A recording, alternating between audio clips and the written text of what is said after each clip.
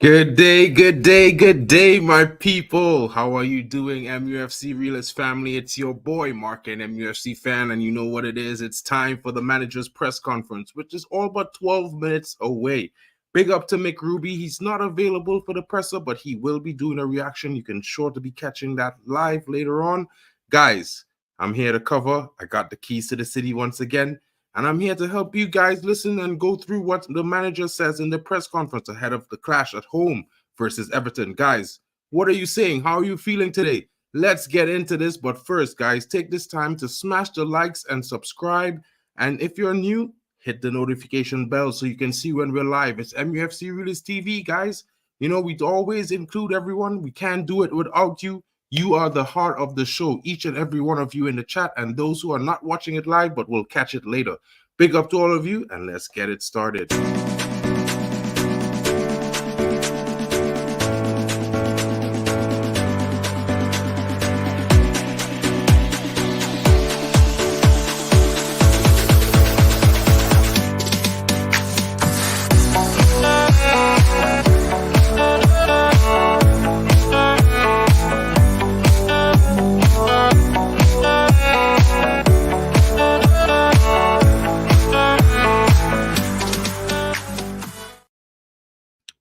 Big up, guys. How are you feeling? Big up to Mick Ruby. Massive game ahead. Smash the likes and subscribe if you haven't done so yet.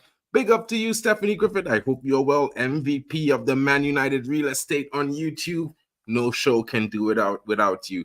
Big up to you, Angie. You know you're the legend here. What's going on? I hope you're having a great day. We have to get a win in this match against Everton. If we don't win, this team don't deserve to be in the top 5. I can't wait for the summer transfer window to see who's going and who Ineos is bringing in 100%. I agree with you, Angie. I 100% share those views. I'm big up to the stat man. Yali, the stat man, Malmeen is in the building. I am not expecting too many changes this summer. Next year will most likely be the summer of changes. Some players will leave. The two high contract players are on is the reason of not much business. I agree with you again. You're coming in with some fine points, my brother. How are you doing today? Hope you're well. Big up to Neil Driscoll is in the building. Top Red, hope you're doing well today, man. Hope you're good. I said, Mia, what's going on, my bro? How are your days going? Is everything good? Hope you're having a good one. It's going to be a tough one today. Let's hear what the manager has to say. I know you're pretty sure he's going to get some questions about his job and if he feels secure. I also think that maybe he's going to be questioned on the performances of some players. You know, might even get a question on Rashford and his interview, guys. You never know what might happen. I don't know what your thoughts are. What kind of questions do you think the manager will be presented with today? I hope we get lots of questions about the team selection for the match against Everton and what is the plan. I hope they don't take too many things and distract with other not so more important news, because right now, you know, we have 12 games left until the end of the season. Well, 11. This is game week 28. So after this game, we have 11 games left. And it's one of those things where we got to win. You know what I mean? We have to keep winning. It's going to be a tough road, but the next 5 to 7 fixtures aren't only tough for Manchester United, guys. It's also going to be very tough for the teams above us. As you know, all the teams above us have to face each other one after the other in the next 5 to 7 games. So if we can get these characters in our squad, you know, happy, confident, and performing well for the next at least 7 games, you know, we also face Liverpool twice in those 7 fixtures, once in the FA Cup at home and again at home in the Premier League. And the game and the FA Cup is like 3 games away and then 1 game, and then we play them again at home in the league. Guys, it's going to be a tough one. We went away to Anfield, and for the first time in a while, we've been able to get a point. It's one of those things where they're coming home on home turf where we usually get the points, and we need them at this point in the season, guys. 100%. I need 50 more characters. Hope everyone is doing well. Big up to you, and I think we should do it like about 50 more likes as well as 50 more viewers. It would be nice. Maybe people will tune in the next few minutes as the presser is about to start. I'll be checking on it in a little bit to see what's the status and how it's going right now. They're still showing top 20 counterattacks of the season, and you know, well, we want to see what's going on with this with the game against Everton. Big up to Reggie is coming in. I can see a dominating possession-based, front-footed attacking style of play tomorrow from United. Oh, wait, that's not going to happen. Let's save the sarcasm for tomorrow, man. You know, we did beat Everton 3-0 this season, so you never know what could happen. It could be another one of the teams that we do the league double over this season. I mean, we've done 4 already, or 5, I think.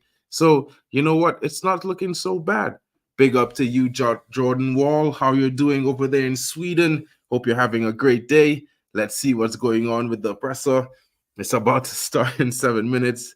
Reggie, big up to you, bro. It's all good. You know, I mean, the team has been so up and down this season, but like at the same time, I would like to remind everyone that it's not really one of those things where we're in a position that we're going to see a lot of consistency. I know it's the second season of Erik ten Hag's tenure at the club, but as you can tell, guys, you know, he, instead of changing the style of play in his first season and sticking with it, he got results, and then he changed it in the second season. Now, whether that is wise or not, I'm not 100% sure. I can't say, well, it's wrong of him, because some managers do it in their first season, and some managers have to take a progression step season after season. You know, if you look at Mikel Arteta, that's what he had to do in getting rid of the players he didn't want in Arsenal. It happens in a bunch of different squads as well. You know, at Bayern Munich, it happened before. It happened in AC Milan. You know, it happened at Juventus. So it's like, you know, we always say that the manager should have done this in the first season and we would have been understanding of it and been more happy with it. You know what I mean? If it was last season, but we can't keep rewriting the history. You know what I mean? It's already the past. It's happened already. And this is what's in front of us at the moment. So I feel like, you know, we could only try to see, well, from the perspective of maybe this was a situation that, and he could not have done it before. You know, Everton are definitely a bogey team. Will, good point. You know, can be fooled by them, and they're fighting for relegation. You know, it's one of those things where they're going to be coming out roaring and fighting. Big up to you, Kenny Fan TV. What's going on, my bro? How are you doing today? You know, and, you know, Reggie, you're making points. Yeah, big ones. With all these injured players, ETH should give a chance to players like Amas and Lacey. I agree with the Amas and Lacey, Reggie, but at the same time, it's like, you know, let's see how it works. Maybe they could come on in the second half and get some minutes. You know, I would like to see the players in the squad who we have starting actually show up and be accounted for right now. I feel like, you know, these players need to start taking accountability. You know what I mean? Yeah, Neil, Arsenal might beat United, but you want to know something? If we was to lose 1 of 10 and win, let's say we win 9 and draw 1, you know, that's damn near 30 points. That gets us to 72 points this season. You know what I mean? So you have to look at it in the from the perspective that it's still possible. And with Rasmus Hojlund back, you never know. We get more potent up front. You know, you see that a bit of the same. And, you know, he's lethal, guys. He creates a chance for himself, and we will be creating for him. As you can see, he's sorely missed in the squad over the last 2 games where he was out. I'm pretty sure if he got the chances Rashford had in the games against City, we would be up 2 or 3-0 in the first half. It would be a different game. But you know what? It's not the way it worked. It worked this season for us. We've been having a season riddled with injury and disappointment, and it's been up and down. But let's not forget, guys, we've been in a rebuild. And yes, we're in the second season of the rebuild, but the most important part of a rebuild is an exodus of the players who have been poor for seasons and seasons before the manager came into the club. So it's one of those things where I would ask for a fair assessment at the end, because you know what, there's 11 games left, and we could still win 9. And if we was to win 9, I feel like that would change a lot of opinions and change, especially if the football we win with is consistent. Yeah, Yali. I don't think Rasmus might be back until the next game. I feel like this is a game that will be kind of tough, you know, to have him come in and start. Maybe if he comes on for 20 minutes, if he's available at all from the bench. But I would rather rest him for the game, you know, midweek, and see what we can do coming forward. You know what I mean? Always a little bit extra rest can't hurt anyone. You know what I mean? It might get him a little frustrated, and you never know. He might be coming in harder to score goals faster. You never know. Boom, boom, boom. Rasmus is still injured. Well, he's not injured actually, but he's been back in training this week, light training, and You know, I don't think he's good. You know, Erik Ten Hag, he always has this situation where, you know, he keeps the players back a little while before he brings them right into the starting lineup. Big up to everyone who smashed the likes. I see there are 46 people watching and we're up to 10 likes. Guys, maybe if you don't mind, you know, take this time and just smash a like, you know, just because you're here. The manager's press conference is going to start in like 2 minutes, guys. We're going to be ready for that shortly.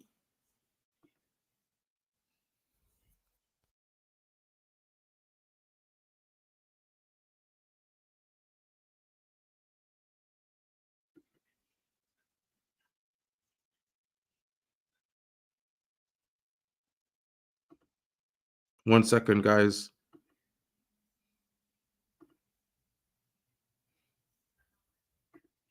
Boom, boom.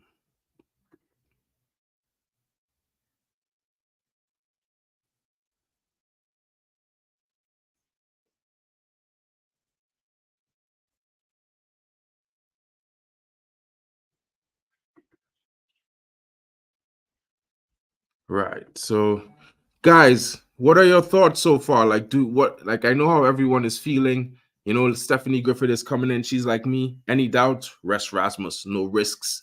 You know, Kenny Fan, I'm liking to hear news about that. Malacia should have been back in training. There's been a bit of banter going around between him and Bruno on their Instagram. So you never know what could happen. Let's see what the man. I hope someone asks some questions about this.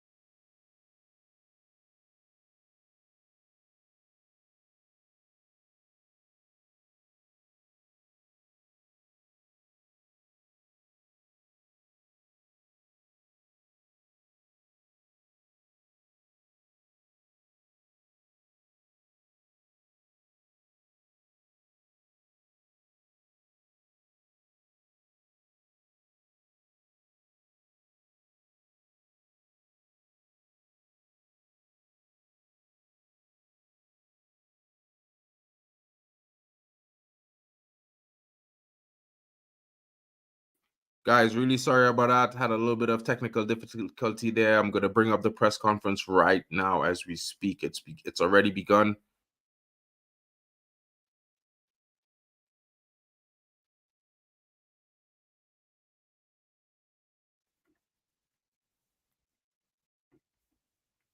One of them things again this year to stop this season becoming a failure? It's we want to be. Do you need to do one of them things again this year to stop this season becoming a failure? It's we want to be successful. We needed to be successful, but sometimes seasons are going like we are now in, but we don't accept that. We will fight. We have had problems. We still have problems with in our squad, with injury wise. But with the players who are available, we will fight for it. We have to win every game, and we go into every game. And it doesn't matter who is the opposition. We go for winning. With 11 games left to play, obviously results are always important. But what's more important to you over this period? Is it getting the results that you so desperately need, or do you need to show the performances between now and the end of the season to convince everyone, the supporters, maybe even the owners, that the project's still going in the right direction? The project is going in the right direction when we have the players available. And top football is about winning games. We know that. And so we're working and we keep working on better performances. We want to play to maximum levels, and we will have to do it with the players who are available and which are good players. It's only in some key positions you miss players who are very they have a very high impact on the way we want to play. Just following up on that, then, Erik. You talked about with the players you've been missing all season, and you talked about last season you had consistency in your team previously. Do you feel your team's under or overperformed this season, considering everything you've been faced?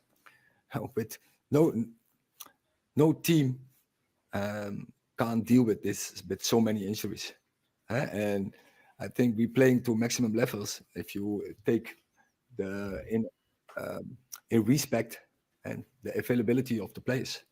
So when you miss so many key players over many part of the season, then obviously the results, the performances will not that be when the players are available. And we have seen when the players were available, like in January, February, our performances were very good.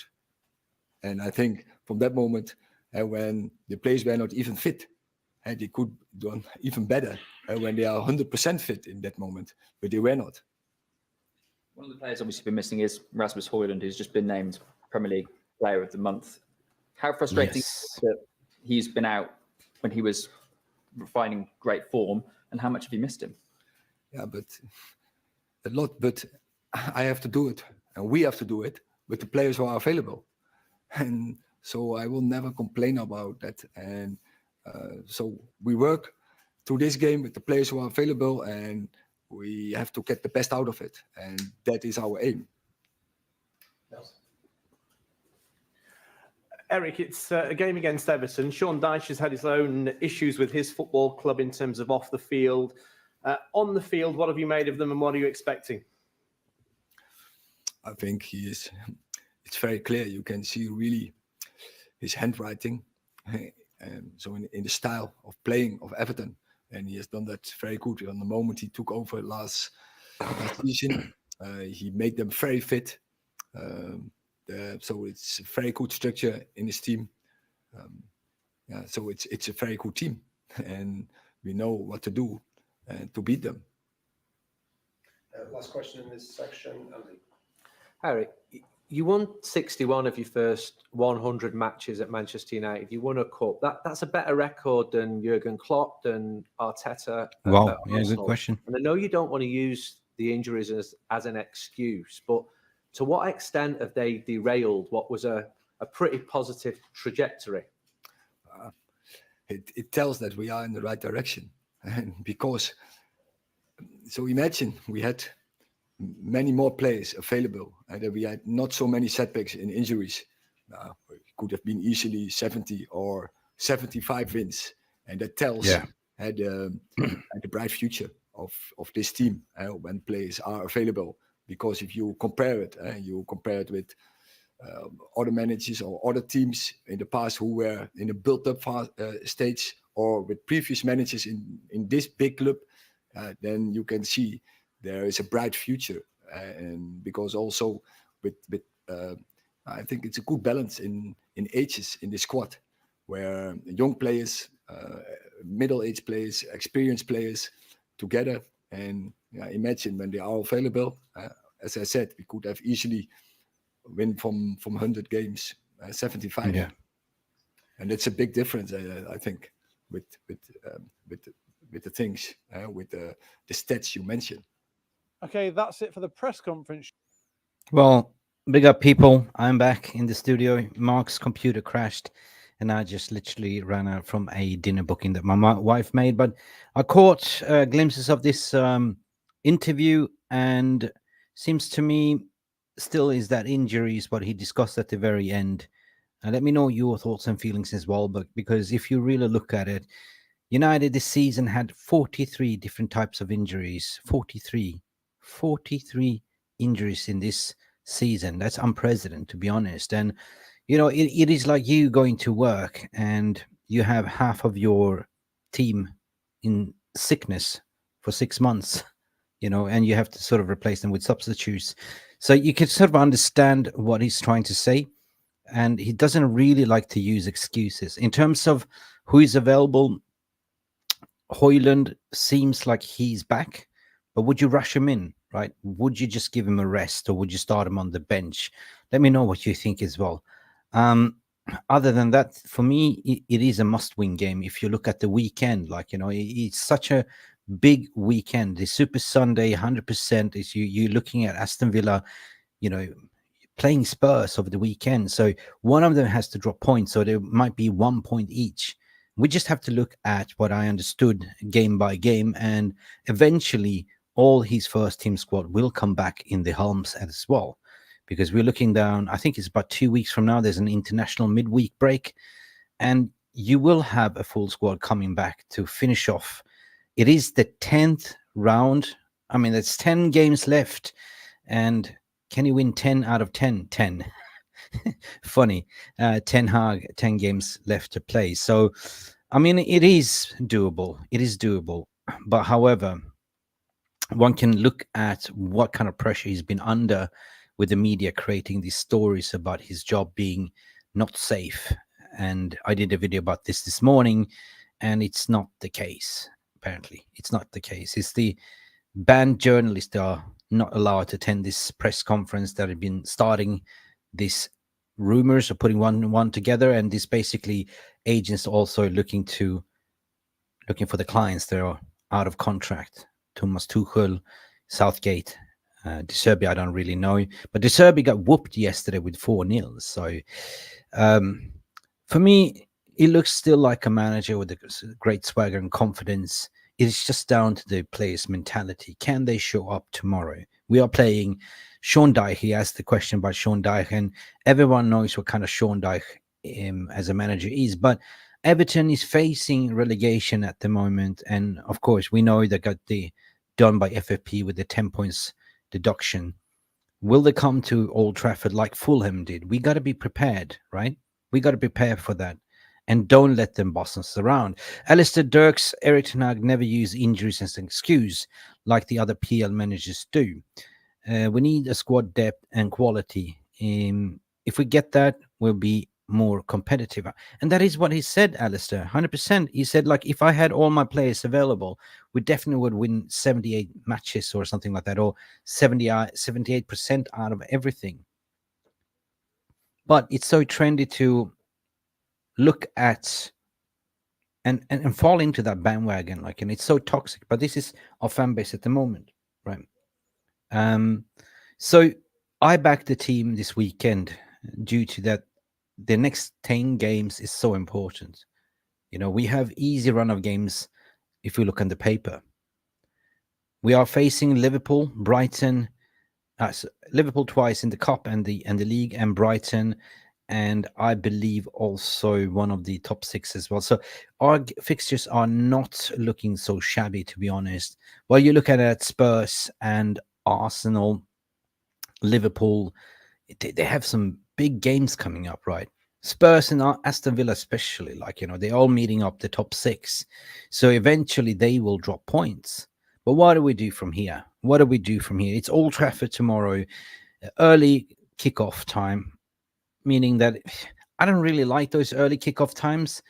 In a way, I do especially when I travel and I'm over in Asia Pacific, because that means it's a 7:30 p.m. kickoff time for me, which is favorable, because otherwise, I hate being up from 3 a.m. in the morning to 6, 7. But for me, all we need to do focus tomorrow is to score goals. And where is the goals coming from? Will Rashford play up in the middle? Will he risk Rasmus Hojlund to start him up front, or will Rasmus be on the bench? Don't really know, to be honest. So that is kind of the way we stand today, right? Okay, we lost against City, fair and square. That was Yeah, I mean, we won the first half, but we didn't expect to win that game anyway. So we basically lost Fulham and City since we kicked off after New Year. So it's not that bad, right? It's not bad. So I want Manchester United to finish strong this season, 100%. And there is a chance that top 5 will give you Champions League. Depends on what others are doing around Europa as well. But because if you get into the Champions League or Europa League, that's massive, massive money for the footballing operations, which determines what you're going to recruit in the summer as well. Let me know your feelings as well. What happened to you? Admiral Drex, what are you going on? Whatever Ineos want to do, let them. I'm tired of all this noise. Fans are toxic. Players are not good enough. Managers struggling. Club environment is super toxic as most fans. And I totally agree what you're saying there, Drexy, man. Really, I totally agree. But if you haven't noticed, you haven't seen any leaked lineups for the past 3 weeks, that means they're keeping a very tight ship. And by the looks of it, these leaks coming out, there's from the old guard, right? There's the ones that are not safe in the job, they're leaking shit to the journalists, right? Or agents speaking to journalists as well. But other than that, it's been quite tight. And they sacked basically the CEO of social media. What was his name now? Phil Lynch as well. The one that was posting training and who won the man of the match in training, absolutely shambolic. Read the room, right? So that's where we are at the moment, guys. But other than that, what can we say? Who will start? Who is available? Will Victor Lindelof play as a left-sided fullback? I don't know, right? But what I do know is that we need those massive 3 points tomorrow. 2-0, 3-0, 3-1, as long as it's a victory. But we cannot afford to draw, right? We cannot afford to draw. What are you saying here? Admiral Drex, I wonder why... I wonder we are expecting a miracle by being super toxic. Yeah, but it's true. Now, I like to use this analogy, and I used this before, but I keep referring back to it. Sir Alex Ferguson drove us in pole position, right? He handed over the keys when he retired to the Glazers, and they basically super crashed the car, right? Super crashed the car. And that's what happened. And we've been stuck in the past with having no sporting vision, sporting director. But basically when it was David Gill and Sir Alex, they used to run shit, right? And then the Glazers totally got in with Woodward, and Woodward was he didn't understand football, and he just deployed his mates from his university, bankers, all of them. So that has been the story. But since then, we've been like this old McLaren car, racing lap after lap, year after year, and trying to fix the car with duct tape, right? And it doesn't really work when you don't have professional background staff, mechanics that can fix your broken wheels and stuff like that. You will never win, right? You can have a good engine, but all the components and parts needs to be balanced, right? The back wheel, which is your back four, the front wheels, which is your left winger, right winger, and in the middle you should have a striker, and in the middle you have the engine or the midfield. It's been unbalanced ever since. And then you could sort of look at every single manager that came in. Van Gaal had a style of play, 100%, but we fired him after winning FA Cup because we wanted to get the next shiny thing as a fan base. We're shouting, Jose Mourinho, come in, you're a savior. Jose came in, got the same treatment. First season, got backed by the Glazers. Second season, he didn't. He spat his dummy out, called the Glazers out, started to play Scott McTominay as a centre-back, if you remember, and got sacked. So the year he said that, we're coming second in the season 16 and 17 was his biggest achievement, because why? He didn't have any fucking backing. That's what he said. It's clearly there. It's quote. And ever since there, we've just been doing the same thing, hamster wheel after hamster wheel, right? Until actually Ragnick, they called out what there really is with the Glazers, That didn't last long. He was supposed to be there as a consultant. But, apparently Murta was sucking all the information, learning from him, And that didn't work either because Murta is still inept and still using a lot of consultant outsource everything that it does. So I'm very, very pleased to say that when I heard Ole Gunnar Solskjaer speak the other day on the overlap, it really exposed the way things are working within the club as currently. And I'm really kind of looking forward to what Barada and Ashworth and all them that's coming in can do. Because I certainly believe that if we had that establishment from 10 years ago, we wouldn't have this sacking of managers.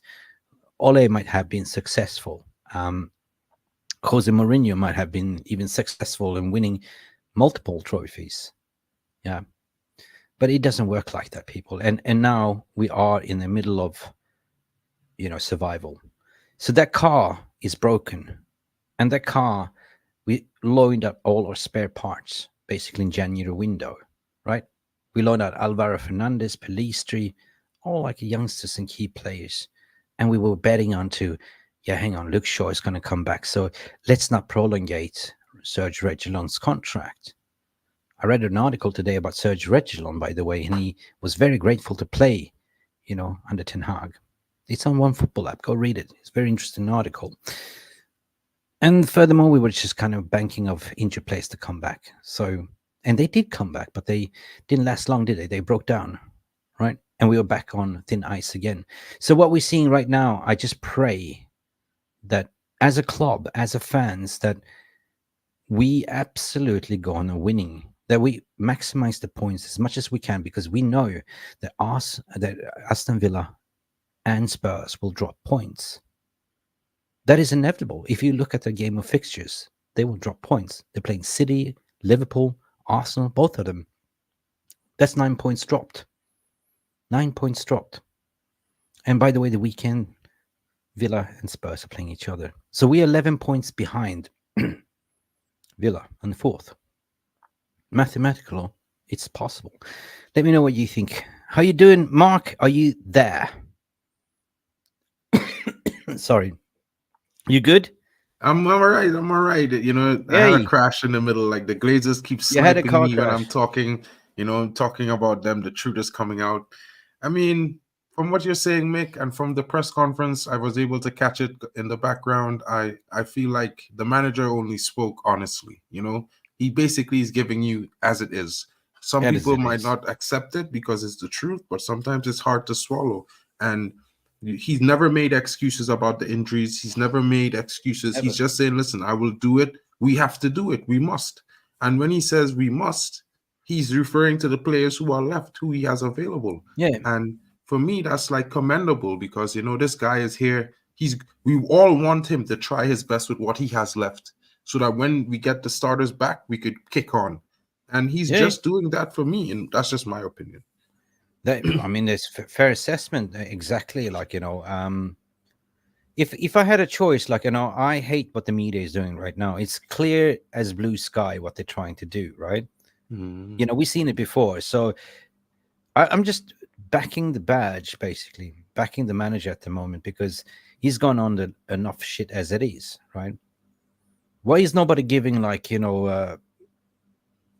Pochettino shit, right? He's in a worse position. No, everyone has got to jump on the next Manchester United manager and XYZ. So I'm tired of this debate, basically. I did a video this morning and I debunked it with Ornstein, basically saying that there's nowhere near they're talking about this because when you know why. They're working on Omar Barada, the structure first, all the way down to the manager. 100%. 100%. It only makes sense.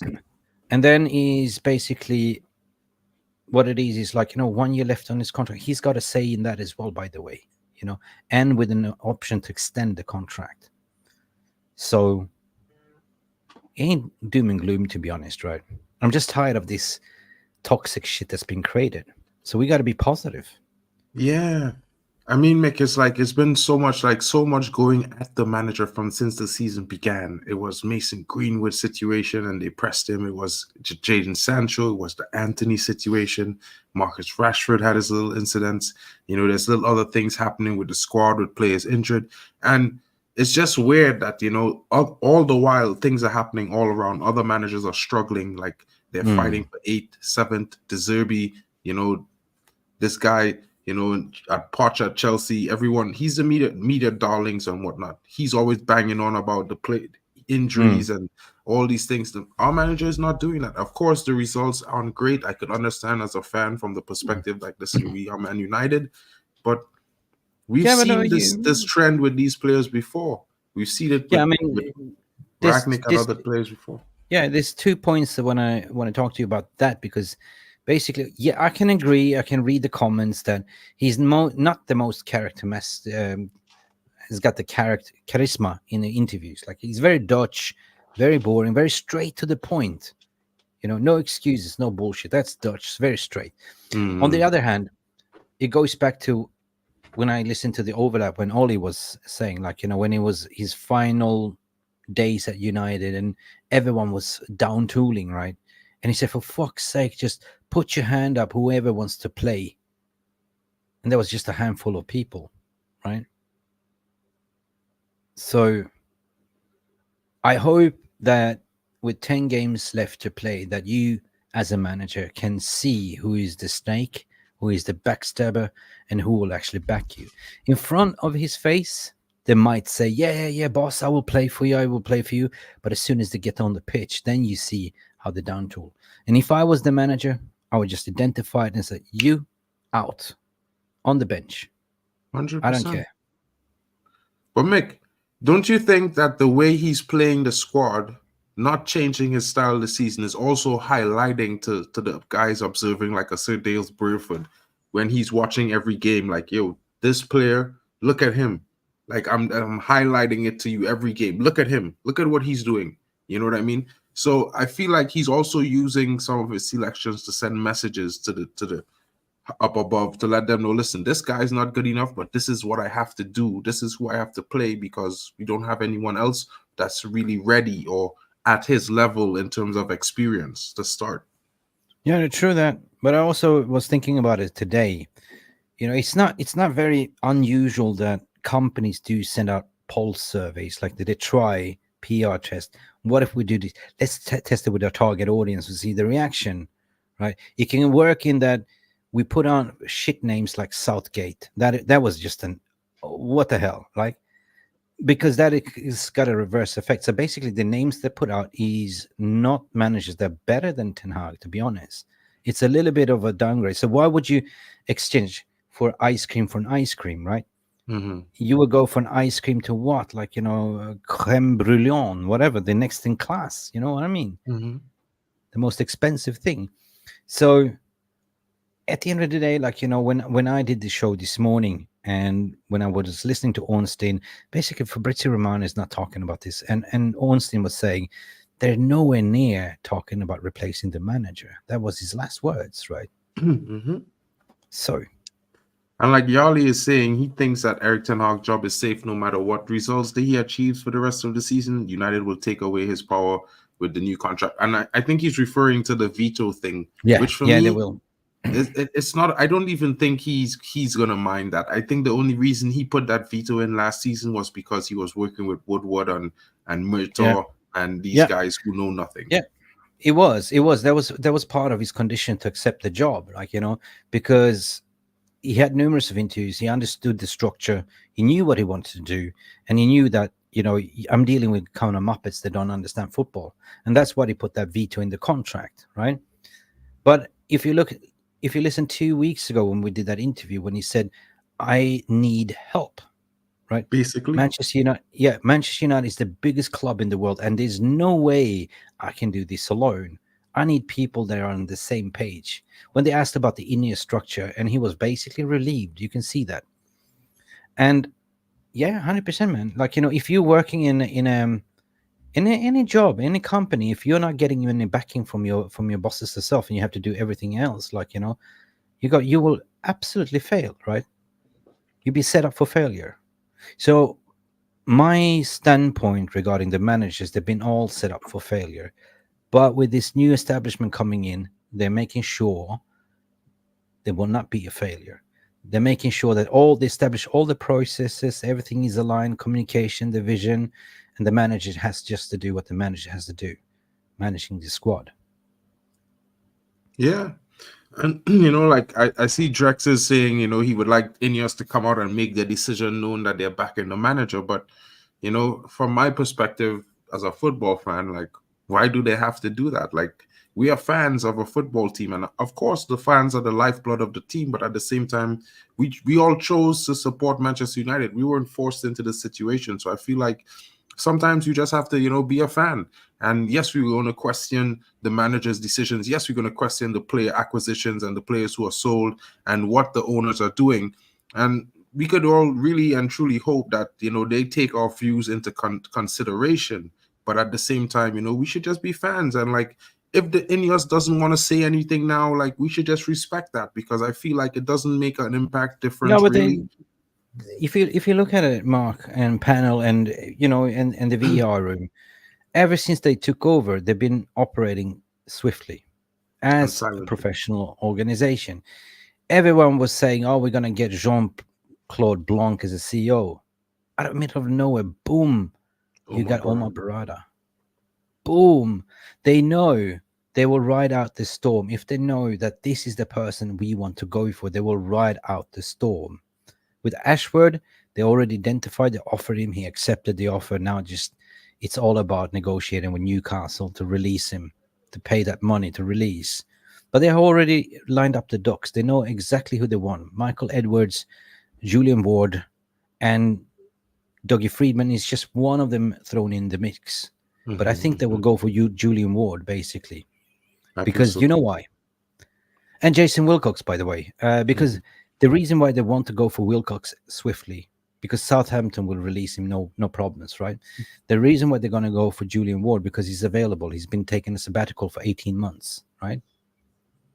So he can start ASAP. So that means that while you're waiting for Ashford and Barada to start, you will have interim people taking care of the recruitment in the summer. The structure. So that is key. So from now on, Mark, I just think, like, we got to be positive. We just got to back this, right? And be scrutinizing the players. If the players are not doing well on the pitch, we call them out 100%, right?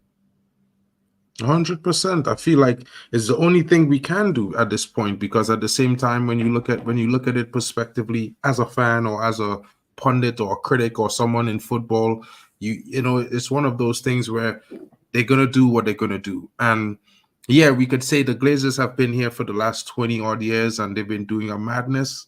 But I mean, Ineos is a new minority stake owner, and they have a certain percentage that allow them to make a decision when it comes to football. Yeah. So when it comes to football, let's just, give it take a step back as fans, give them a chance to make the decisions that they're making. We've seen they made 2 good appointments so far that should be coming in the summer. And like you said, Dan Ashworth is coming. They're possibly going to get a Wilcox or a Julian Ward. These things are definite upgrades and definite productive and progressive things. Boom. So when you add this structure together, and just think about it, we got a manager here that's impacting our youth system, under 18s, under 15s. The under 20s aren't performing so well. They're in 5th. But at the same time, it's like, when you look at it prospectively, it's for the future. He kept saying it's for the future. Do you think if we had another manager, we would see Kobe Mainoo? Would we have seen Garnacho? Would we have seen Willie Kwambala? Like, you have to also put into context what the manager is doing and how the team is shaping. And it's progress, like Mick always says, is not a linear thing. Sometimes it's up and down. So it's so trendy to be populist, to sort of you get hooked on the headlines and what certain media is reporting. So you kind of, it's kind of populist to jump on the out wagon. You know what I mean? Because there's no style of play. But if you just stop for a while and you understand why there is no style of play, he planned for a style of play. He planned to play a high line, with sweeper keeper, but then he got half of the squad injured. So he had to revert to plan C, not even that, and play different plays in out of possession, right? So he hasn't been able to play his first 11. He hasn't been able to play his preferred style of play, right? But he's been sticking to it in a certain ways. So there's been moments when he had to sort of adjust, and it worked against City in the first half because he played a 4-2-3-1 4-2-2, right? Mhm. So it's like it looked like a 4-2-2, right? But it was a Yeah. 4-2-2, like like a gegenpress Ragnick style, and that was really, really effective. And it really shocked Pep Guardiola. He didn't really know what it was doing. It was frustrating, shouting at the fourth officials and stuff like that. And then, of course, we didn't have the squad depth, so he kind of cracked us open. He had to do substitutions, but it wasn't sort of the like for like substitution. It was not when you're looking at their bench, like yeah, Yeah, it's one of those. This is a tougher thing for me. Like when I look at Erik ten Hag and I say, let me criticize this and let me criticize that as a football fan, a bit knowledgeable a little bit myself. For me, I look at it from the perspective where, like, okay, I could criticize the system and the setup now, but then I think to myself, what if we had a player that fit that setup? What if we had a player here that fit this, Yeah. or a backup that comes in and he is similar? Yeah, we might exactly. be looking at a whole different situation this season. So then I said to myself, maybe it's not just his fault. Maybe it's the fact that, at other clubs, people talk about Liverpool winning the Carabao Cup with youths, young players who've been playing the Gegenpress high system, energy system for 9 seasons growing up in it. That's Yeah, all they know. true. How are they going to fail? True. They can't. Yeah, but there you make a very, very valid point, basically, because once the manager comes in, he brings his backroom staff, everything changes because everyone's going to play that style of play that the manager is playing. That goes down all the way to academy. So what you're saying there, 100%, they had 9 years to prep, like, the youth. So it ain't mattered, like, if you get all of the injuries, like, they can easily step back and step up and play that style of play with confidence. If you look at what we had 2 years under Ten Hag, so under 18s are playing his style super, they're smashing it. Under 21s, not so, like on the fifth.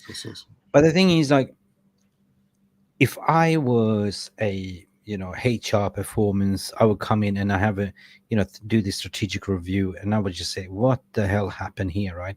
There's no process, everything is manual, everyone is disjointed, and when you have that environment, it becomes very toxic, and it goes down all the way down to the dressing room. Trust me. Just because it's a football club doesn't mean it's just a football club. It's work. That's what it is. They're going to work. So you're not having a happy camp whatsoever. So it's all about for Brailsworth to fix those, to optimize, to do the Lean Six Sigma, to find the optimization, the bottlenecks, and to cut the crap. When the old system, they had 4 different levels of veto approval for recruitment. It's not going to be like that. That's the thing.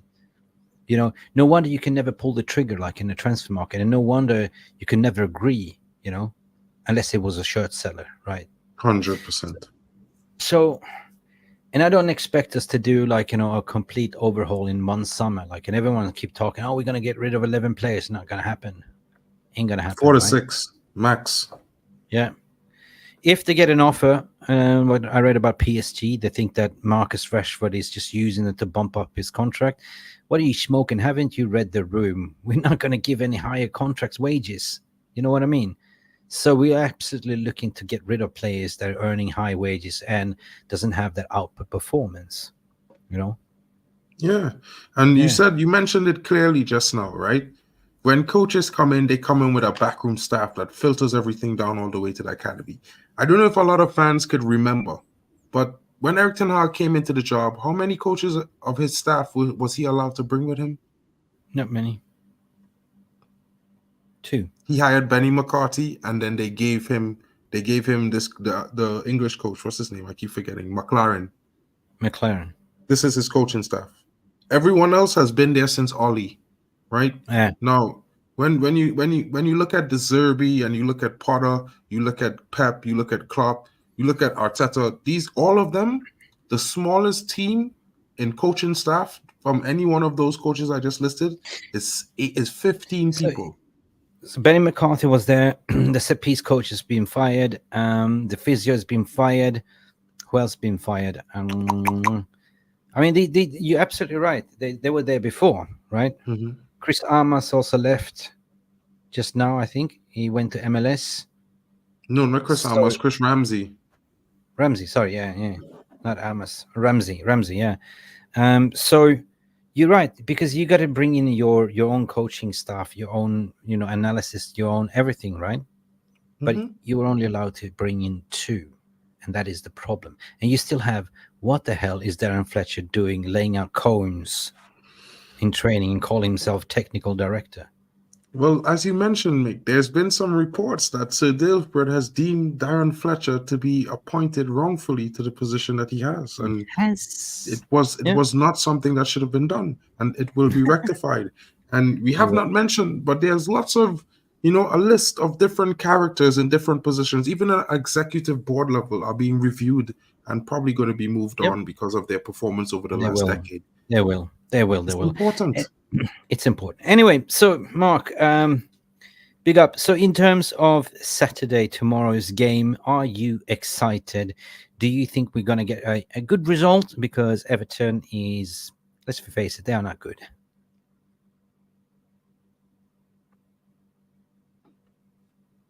I mean, Everton is one of those teams where they're tough cookies. You know what I mean? They might not be good or great, but they will come out and they will fight. So it's one of those games where I expect United, even with the depleted squad, to come out and get a result, definitely get the 3 points.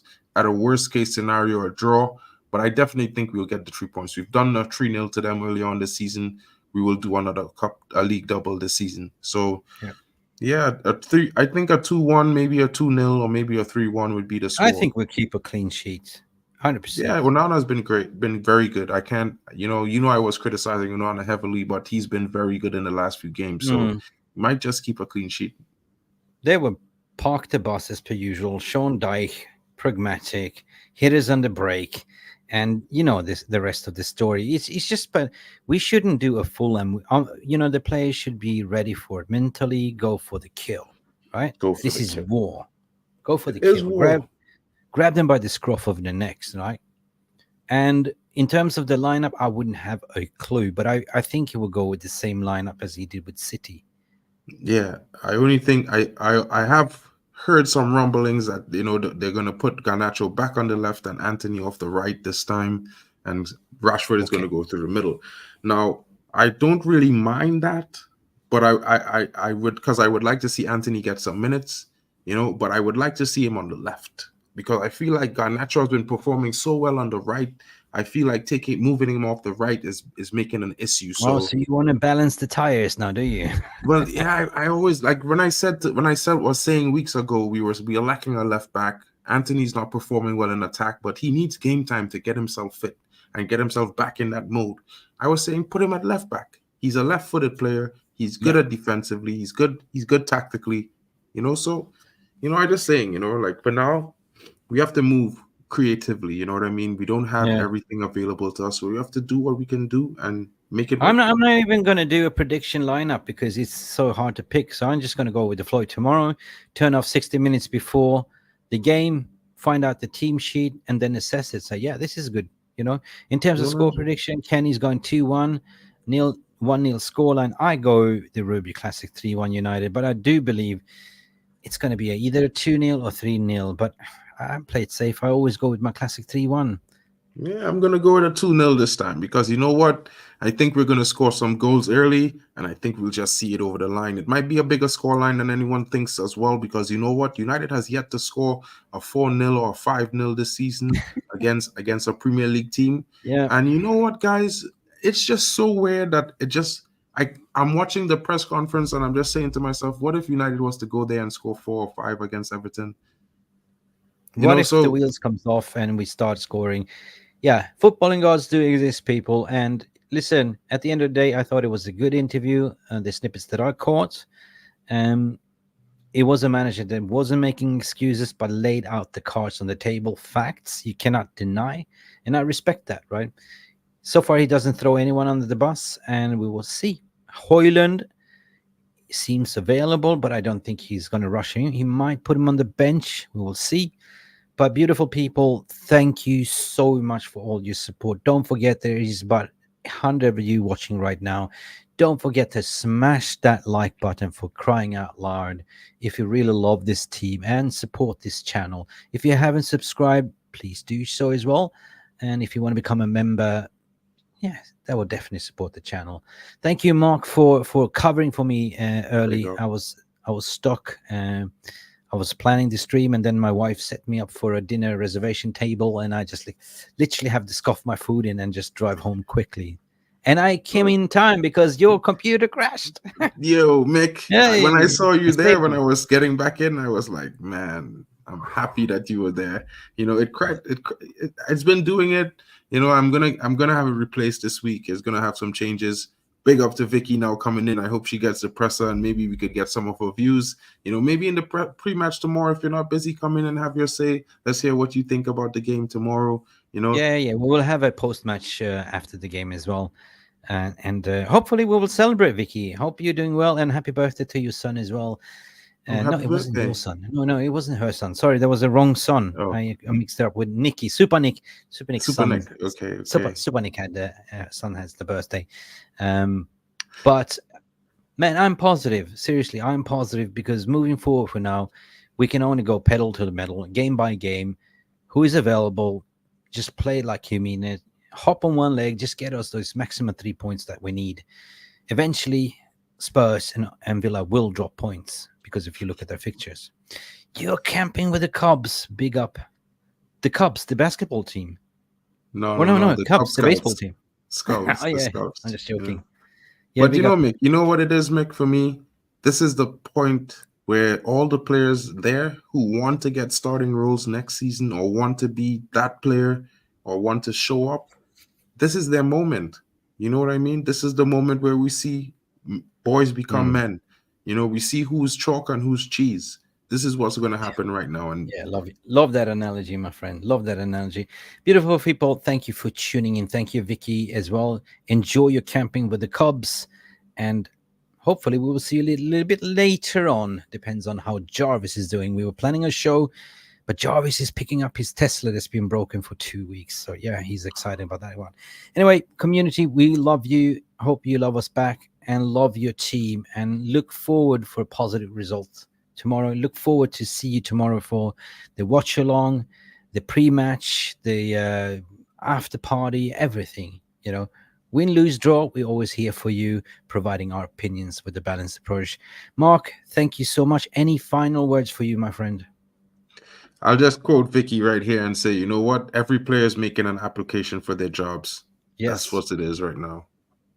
That's the way we finish. Yeah, everyone is looking for a job application. Take it easy, people. See you to the next one. Like and subscribe, and see you to the next one. Bye. Thank you so much for stopping by and watching MUFC Release TV. Don't forget to like and subscribe and follow us on the socials.